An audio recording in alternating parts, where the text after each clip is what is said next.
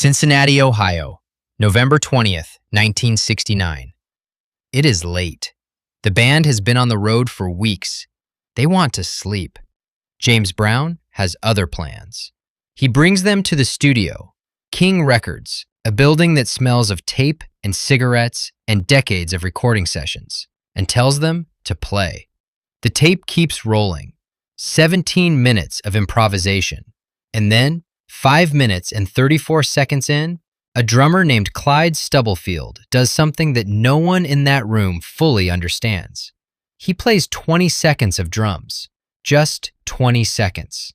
And those 20 seconds go on to appear in over 1,400 songs, from the founding texts of hip-hop to the biggest pop records of the last 40 years. Clyde Stubblefield never received a single dollar in royalties for any of them. Clyde Stubblefield was born in Chattanooga, Tennessee in 1943.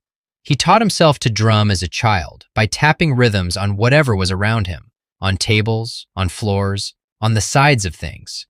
He later said he was inspired by the rhythms of industrial sounds, of factories and trains, of the city itself working. The beat was always there, already in the world. He was just learning to find it. By his early 20s, he was playing in clubs across the American South. And in 1965, at a club in Macon, Georgia, he was heard by someone who changed everything. James Brown walked in, listened to Clyde Stubblefield play, and hired him before he left the building, that same day.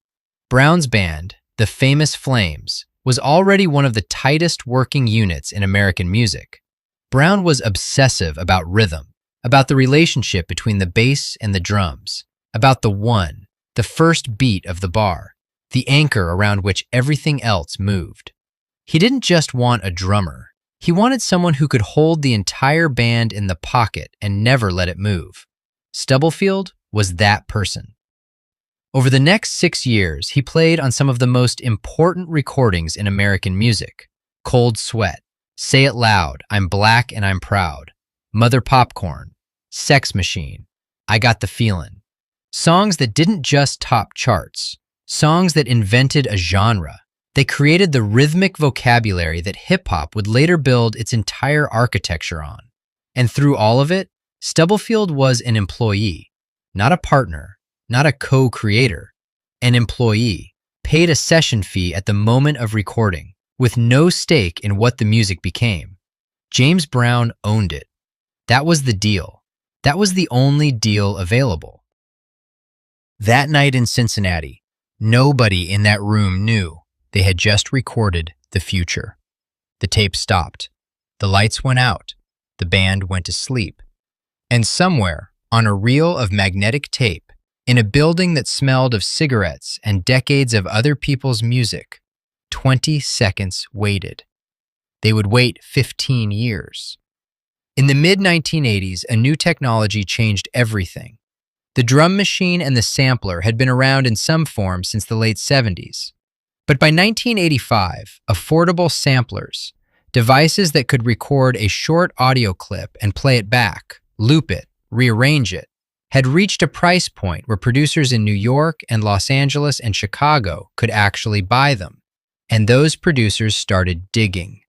They went back through the archives of American music, listening for the perfect break, the moment in a recording where everything stripped back to just drums, where the rhythm was exposed and pure and could be lifted out of context and placed somewhere new.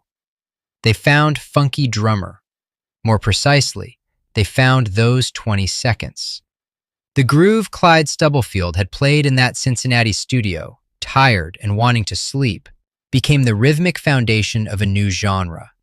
Hip-hop producers looped it, chopped it, slowed it down, sped it up, filtered it, layered drums over it, built entire tracks around the bounce of that snare. Public Enemy used it, Run DMC used it, NWA used it, LL Cool J, the Beastie Boys, De La Soul, Ice Cube, Sinead O'Connor, George Michael, Kylie Minogue, Britney Spears, Ed Sheeran. Over 1,400 songs. And Clyde Stubblefield received royalties from none of them. The legal situation was simple and brutal. Stubblefield was an employee of James Brown when he recorded Funky Drummer. He was paid a session fee. The rights to the recording and to his performance on it belonged to Brown. When producers sampled the Funky Drummer break, they were sampling James Brown's recording. The royalties went to Brown.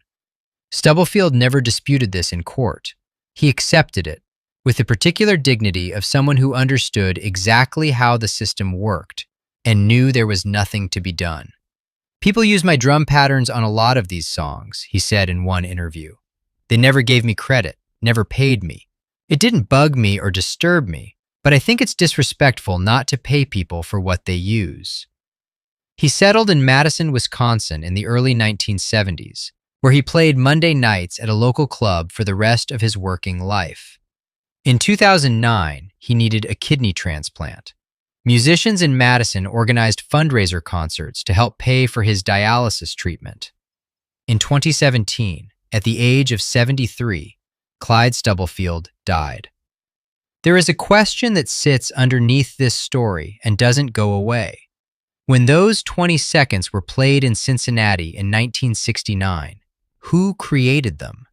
James Brown gave the cue. He owned the studio time. He owned the recording. But Clyde Stubblefield played what he heard. He invented that pattern in the moment, not from an arrangement, not from a chart, not from any instruction beyond "give the drummer some."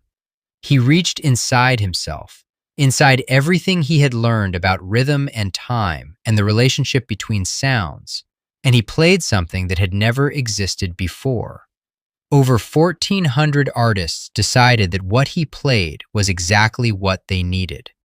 The music industry called him an employee. Stubblefield called it something different. Near the end of his life, he said, "I prefer to get my name on the record saying, 'This is Clyde playing.' The money is not the important thing, just to get myself out in the world." He got neither the money nor the name, but the beat is everywhere. Every time you hear a hip-hop record with a snare that bounces slightly off the beat, every time a pop song reaches for a rhythm that feels both urgent and inevitable, there is a very good chance that what you're hearing traces back to a tired drummer in Cincinnati who just wanted to go to sleep and played 20 seconds that changed everything instead.